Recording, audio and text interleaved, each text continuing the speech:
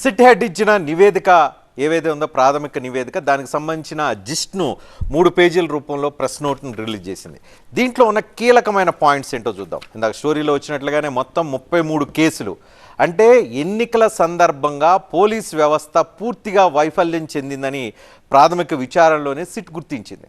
అధికార పార్టీకి అనుకూలంగా ఉన్నారా లేదంటే తెలుగుదేశం పార్టీకి అనుకూలంగా ఉన్నారా అనేది పక్కన పెడితే మొత్తంగా పోలీసు వ్యవస్థ ఏదైతే ఫెయిల్ అయిన విషయాన్ని క్లియర్ కట్గా సిట్ తన నివేదికలో పొందుపరిచింది.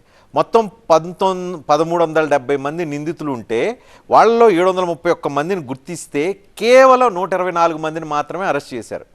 మొత్తం 33 కేసుల్లో కేవలం 124 మందిని మాత్రమే ఎందుకు అరెస్ట్ చేశారు, మిగతా వాళ్ళని ఎందుకు గుర్తించలేకపోయారు అనేది ఇక్కడికి అందరికీ వస్తున్న డౌట్.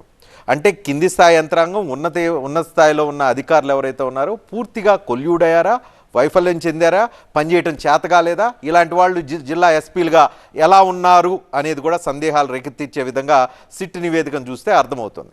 పల్నాడులో 22 కేసులు పెడితే ఆ 22 కేసులకు సంబంధించి నిందితులందరినీ అరెస్ట్ చేయడంలో ఎందుకు ఫెయిల్ అయ్యారు స్థానిక ఎస్పీ అనే దానికి సంబంధించి ఇంకా పూర్తి స్థాయి వివరాలను సిట్ నివేదికలో ఆల్రెడీ పొందుపరిచారు. మరింత వివరాలను భవిష్యత్తులో పొందుపరిచే అవకాశం కనిపిస్తోంది.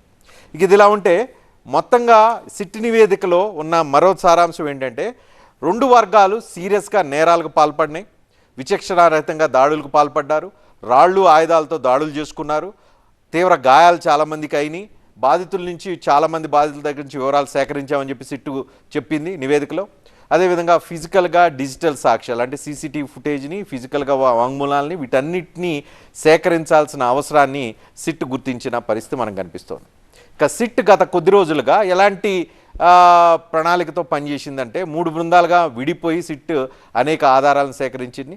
ప్రధానంగా పల్నాడు, తిరుపతి, అనంతపురం ఈ మూడిట్లో ఎక్కువ జరిగినాయి కాబట్టి ఈ దాడులు 3 సిట్ బృందాలు ఏవైతే ఉన్నాయో ఈ 3 ప్రాంతాల్లో పర్యటించి 2 రోజుల విచారణ అనంతరం ఈ నివేదిక తయారు చేసిన పరిస్థితి కనిపిస్తోంది.